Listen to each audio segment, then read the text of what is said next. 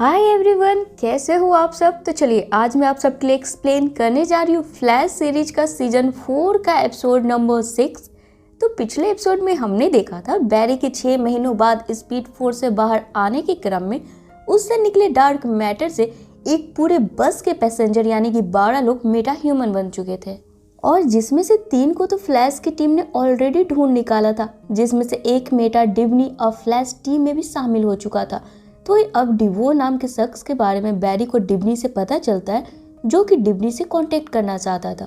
और पिछले सीजन में हमने डाबरा को देखा था, जिसने बैरी को बताया था डिवो नाम का विलन आगे बैरी की लाइफ में ट्रबल करने वाला है। इसलिए बैरी अब अपने पूरे टीम को डिवो की एड्रेस ढूंढने में लगा देता है। तो चलिए इसी के साथ हम आगे बढ़ते हैं अपने आज की एक्सप्लेनेशन की तरफ, जो कि है एपिसोड नंबर 6 की, जिसकी शुरुआत जिटर कैफे में बैरी और डिवनी के साथ होती है, जहां बैरी एक सुपर हीरो के क्या क्या काम होते हैं इस बारे में डिवनी को समझा रहा होता है। और फिर दोनों यहाँ से कॉफी पीकर स्टार लैब के लिए जाने लगते हैं। तभी पीछे से एक चोर आकर इन पर गन पॉइंट करते हुए इनके सारे पैसे मांगने लगता है, जिसे देख अब बैरी इस चोर को सबक सिखाने से पहले डिवनी को समझाने लगता है कि देखो, अगर ऐसे छोटे मोटे चोर रहे ना तो इनसे कैसे डील करना चाहिए। अब यहाँ अपने बात का कोई वैल्यू ना होता देख चोर गुस्से में डिवनी पर गोली चला देता है, जो कि डिवनी के सिर में जाकर वापस से चोर की टांग में लग जाती है। क्योंकि फ्रेंड्स, अब डिवनी का शरीर तो रबर का था, इसे गोली कैसे नुकसान पहुंचा सकती थी।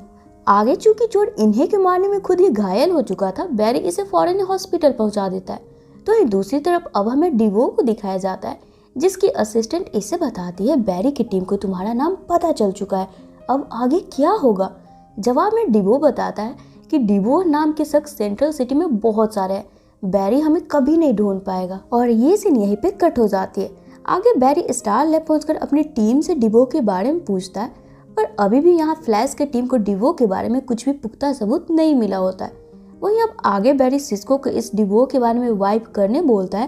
तब सिस्को बताता है वो डिवो को वाइप नहीं कर पा रहा।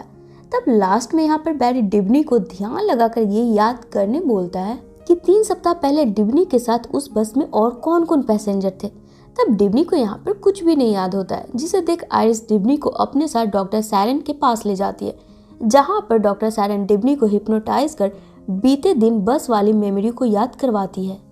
जिस घटना को याद कर अब डिवनी इन्हें बताता है कि उसने वीपर को देखा था, और साथ ही उसने अपने आगे वाली सीट पर एक पीली जैकेट पहनी एक लड़की को देखा था, जिसकी जैकेट पर विशन यानी कि सांड की लोगो बनी हुई थी। डिवनी को उस बस के बारे में बस इतना ही याद था। वहीं अब आगे की सीन में हमें एक शख्स को दिखाया जाता है, जो कि एक ब्रीफकेस लेकर अपनी गाड़ी में बैठ रहा होता है कि तभी पीछे से कोई जानवर आकर इस पर हमला कर देता है। और ये सीन यहीं पर कट होकर अगली सुबह पर आती है, जहां इस मर्डर की छानबीन के लिए डिटेक्टिव जॉय और CSI बैरी यहाँ पहुंचते हैं। तब यहाँ पर लाश पर बाघ के दांत के निशान देख ये दोनों यहाँ पर कंफ्यूज हो जाते हैं कि आखिर सिटी में एक खुला बाघ घूम रहा है और इन्हें मालूम तक नहीं है। तभी यहाँ बैरी की नजर वहीं लाश के नजदीक खड़ी एक बाघ की एक पत्थर से बनी स्टैचू पर पड़ती है, जिस पर कि खून के धब्बे होते हैं। तब यहाँ पर जॉय और बैरी बाघ के स्टैचू के पास आकर जैसे ही बैरी इस स्टैचू के मुंह में अपना हाथ डालता है, इसमें खून और इस लाश के मांस के टुकड़े होते हैं, जिसे देख ये दोनों दंग रह जाते हैं।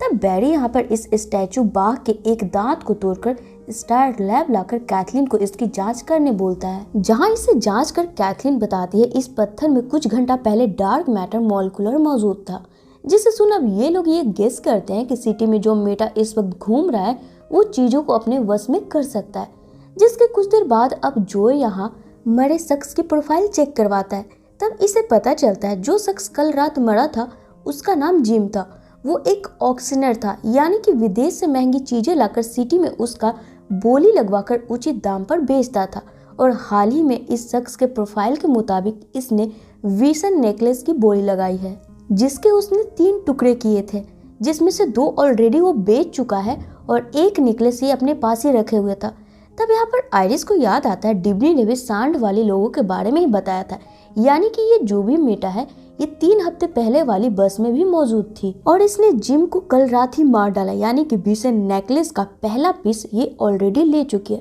तब फौरन ही ये लोग सिटी में हुए रिसेंट इवेंट चेक करते हैं। तब इन्हें पता चलता है विशन नेकलेस का दूसरा पार्ट क्रिस्टोफ नाम के एक शख्स ने लास्ट वीक खरीदी थी, और तीसरे के बारे में अभी भी कोई अपडेट नहीं है। जिसे देख पहले यहाँ पर बैरी की टीम क्रिस्टोफ को बचाने का फैसला करती है, जहाँ अब सिस्को डिब्नी के लिए भी एक स्ट्रेचेबल सूट बनाकर इसे दे देता है, जिसे पहनकर अब डिब्नी भी बैरी के साथ निकल पड़ता है। वहीं अब आगे हमें क्रिस्टोफ के घर पे दिखाया जाता है, जहाँ पर वही बीसन लोगो वाली जैकेट पहनी लड़की पहले से यहाँ पर क्रिस्टोफ के घर पे मौजूद होती है और क्रिस्टोफ को अपनी ही बातों में उलझाकर बीसन नेकलेस का दूसरा पार्ट भी हासिल कर अब क्रिस्टोन को मारने ही वाली होती है कि तभी यहाँ पर बैरी और डिब्नी भी पहुंच जाते हैं और इसे रोकने की कोशिश करते हैं, जिन्हें देख अब यहाँ पर ये लड़की अपना नाम ब्लैक बीसन बताकर वही कमरे में रखी एक स्टील की डमी को कंट्रोल कर बैरी और डिब्नी के ऊपर छोड़ खुद नेकलेस लेकर यहाँ से भागने लगती है, जिससे ये दोनों काफी रोकने की कोशिश करते हैं।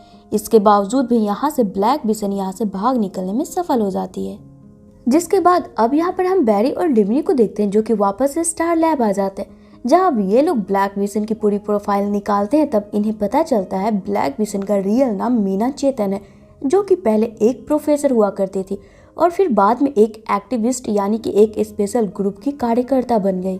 जिसके लिए मीना को अपना प्रोफेसर वाला जॉब छोड़ना पड़ा था। और 6 महीने पहले तो इसे कुछ दिनों के लिए सीसीपीडी में भी अरेस्ट किया गया था, क्योंकि इसने म्यूजियम से सियोक्स आर्ट यानी कि एक तरह के ट्राइबल जनजाति से रिलेटेड चीज़ों को जबरदस्ती हासिल करने की कोशिश करी थी। यानी कि मीना पिछले 6 महीनों से इस जनजाति के लिए काम कर रही है और चीज़ें इकट्ठा कर रही है।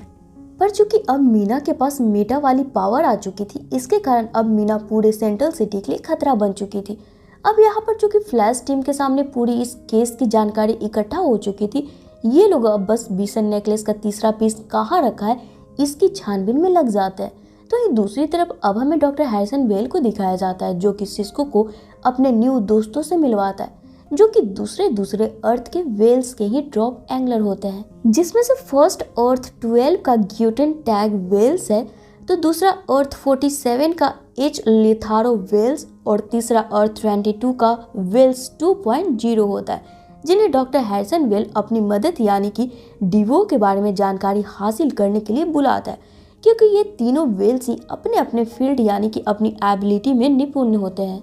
आगे इधर अब थोड़ी सी छानबीन के बाद आइरिस ये पता लगा लेती है कि बीसन नेकलेस का तीसरा पार्ट सेंट्रल सिटी के गवर्नमेंट ने खरीदा था, जिसे इस वक्त एक ट्रक में रखकर म्यूजियम की तरफ ले जाया जा रहा है। जिस ट्रक की जीपीएस लोकेशन को ट्रैक कर आइरिस, बैरी और डिब्नी को मीना से पहले इस ट्रक से नेकलेस के तीसरे पार्ट तक पहुंचने को बोलती है, जिसे सुन अब यहाँ पर फौरन ही बैरी और डिब्नी इस जगह के लिए निकल पड़ते हैं। तब इधर हम मीना को देखते हैं, जो कि इनसे पहले ही यहाँ ट्रक के पीछे ऑलरेडी पहुंच जाती है और फिर म्यूजियम के लिए जा रहे इस ट्रक के अंदर मौजूद एक अर्ली मैन के डमी को कंट्रोल कर इस ट्रक के सिक्योरिटी गार्ड को मरवा कर इस गाड़ी को रुकवा देती है कि तभी यहाँ पर बैरी और डिब्नी भी पहुंच जाते हैं, जिन्हें देख अब मीना अर्ली मैन वाले डमी को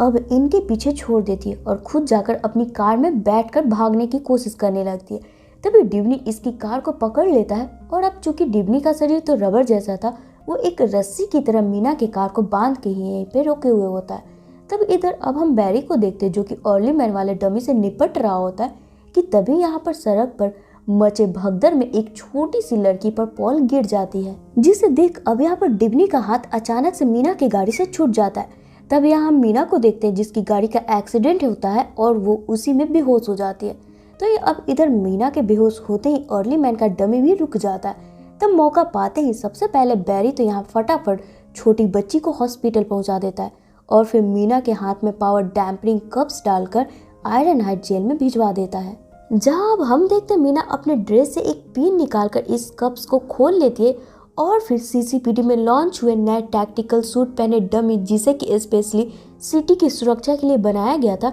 उसे ही कंट्रोल कर पूरे सीसीपीडी में तबाही मचाकर खुद को जेल से आज़ाद करवा लेती है और वापस से अपने मिशन में लग जाती है, यानी कि म्यूजियम जाकर बीसन नेकलेस चुराने लगती है। तो वहीं अब इधर सीसीपीडी में हुए इस इंसिडेंट की खबर स्टार लैब में फ्लैश टीम को मिलती है, जिसे देख अब यहाँ एक बार फिर से बैरी और डिब्नी म्यूजियम पहुंच जाते हैं मीना को रोकने के लिए कि तभी यहाँ पर मीना म्यूजियम में मौजूद डायनासोर के स्केलेटन को कंट्रोल कर इन पर छोड़ देती है, जिसे देख इनका पहले हवा तो टाइट हो जाता है। तब एक तरफ हम बैरी को देखते हैं, जो कि मीना के पीछे जाता है, तो वहीं दूसरी तरफ डिब्नी यही म्यूजियम के इंचार्ज को इस डायनासोर वाले स्केलेटन से बचाने के क्रम में ही खुद इस डायनासोर के मुंह में चला जाता है। तब पहले तो यहाँ डिब्नी की हालत बहुत ही खराब हो जाती है। पर यहाँ पर जैसे डिब्नी को ये याद आता है कि इसका शरीर तो रबर का है, वो खुद को लंबा कर डायनासोर के मुंह को रस्सी की तरह ही बांध देता है। तब इधर हम बैरी को देखते जो कि मीना का ध्यान भटकाते हुए एक बॉल ऊपर हवा में उठाकर मीना की तरफ फेंकने लगता है,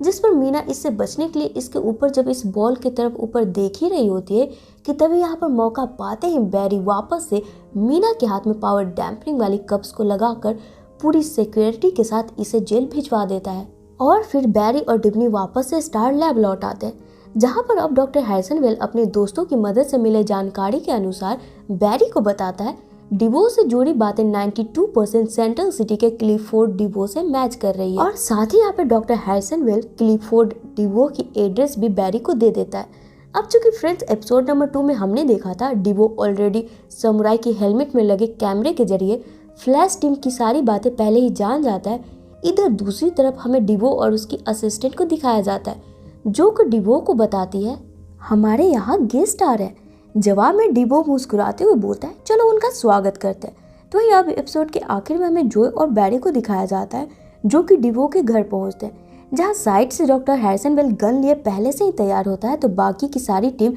स्टार लैब में ये सारी चीजें देख रही होती है। यानी कि कुल मिलाकर फ्लैश की पूरी टीम डिवो से निपटने के लिए पूरी तरीके से तैयार होती है। जहां अब हम देखते हैं डिवो की वाइफ, जिसे कि अब तक हम डिवो की असिस्टेंट जानते हैं, वो एक्चुअल में मिसेस डिवो मैलेज है, जो कि यहाँ पर एक साधारण कपड़ों में एक नॉर्मल हाउस वाइफ की तरह अपना दरवाजा खोल इनका वेलकम करती है और फिर अपने पति क्लिफोर्ड डिवो को बुलाती है, जो कि एक लाचार व्हील चेयर पर बैठा शख्स बनकर यहाँ आता है, जिसे देखकर बैरी और इसकी टीम पूरी तरीके से कंफ्यूज हो जाती है कि ये असली वाला डिवो है या ये लोग गलत पते पर आ गए। और इसी के साथ ये एपिसोड यहीं पे खत्म हो जाती है। तो फ्रेंड्स अब इससे आगे की स्टोरी देखने के लिए ना आप हमारे चैनल पे यूं ही बने रहे। और साथ ही फ्रेंड्स आप सबकी इतने सारे डिमांड पे मैं अपना फेस रिवील और Q&A वाली वीडियो लाने का प्लान कर रही हूँ। पर इससे पहले ना मेरी आपसे एक रिक्वेस्ट है, आपको मेरे हर वीडियोस पर 10K लाइक करना पड़ेगा। अगर जिस दिन मुझे लगातार 10 दिनों तक मेरे सारे वीडियोस पर 10K लाइक दिखने लगेंगे ना, मैं पक्का प्रॉमिस में उस दिन अपना फेस रिवील वाली वीडियो आप सबके साथ शेयर करूँगी। सो लेट्स सी कौन कितना एक्साइटेड है इस चीज़ के लिए। और हाँ, आपको मेरा आज का वीडियो पसंद आया हो ना तो इसे लाइक करना बिल्कुल ना भूलें, और साथ ही मेरे चैनल को ऑल बेल नोटिफिकेशन के साथ सब्सक्राइब भी कर ले, ताकि मैं जब भी वीडियोस डालूँ ना आपको नोटिफिकेशन मिलता रहे। तो चलिए फिर मिलते हैं अपने नेक्स्ट वीडियो में। Till then take care and bye bye.